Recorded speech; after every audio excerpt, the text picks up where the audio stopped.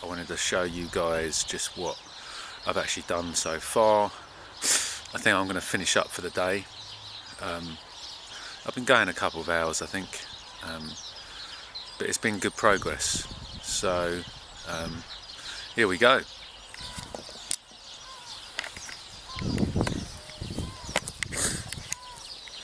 Okay, so first of all, just let me guys show you this amazing this amazing tool called a broad fork. Some of you may have seen one of these before. It's got two long handles, they're made of ash wood. It's got a reinforced steel frame, all made at a forgery in France, and I've got a 6-tine broad fork, and it's approximately 52 inches across, so it really does a great width when you're obviously either aerating soil or using it for digging a swale like I did. So this swale is going to be approximately 8 meters long, around that, maybe 9 meters. But as you can see, I've got my first pond there, and all the water as it comes onto the land is going to sit right in here. What that does is it means that I keep the water on the land for a longer period of time, and I can use it to feed my veg. So that'll be on this side where I've got the 3 sisters, and also these beds here, so my soft fruit bed here, and then I've got my grains on these 2 beds here, which I'm yet to build. So yeah, back to the swale.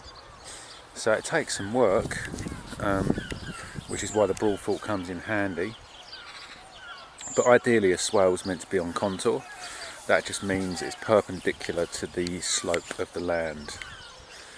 So as we go along, what I'm thinking of doing is planting some soft fruit along here. That means when it's dry, that'll be able to just rely on the water that's sitting in the swale. As you can see, this bit here where you pile it up is called a berm. I'm going to take some of that off and use it somewhere else on the site, but essentially it will go all the way along here, and then as you can see, going down here, there's my rhubarb plant, which I'm going to have to move, but it goes all the way along here, and any excess water, so if it fills up above the depth of the swale, that's the second pond. So it will essentially feed 2 of the ponds, so when there's excess water it will feed that pond and the one down the other end. And then what I will also do is, probably on this side for this pond, I will have a spillway. So that's if the pond fills up too much, the water's actually got somewhere to go.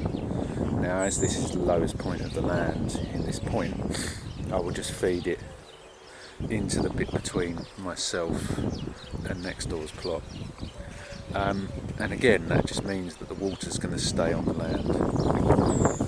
So if we go back up here, I'll show you the other pond. So again, I've got the swale that's going to lead into the pond, and then the spillway is probably going to be on this side, as this is the lowest point.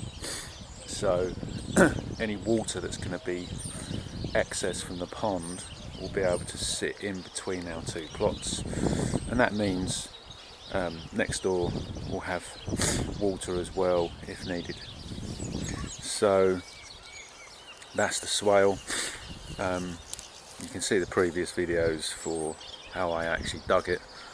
I still haven't quite finished, but that's quite a lot of work for today, so I'll leave it at that.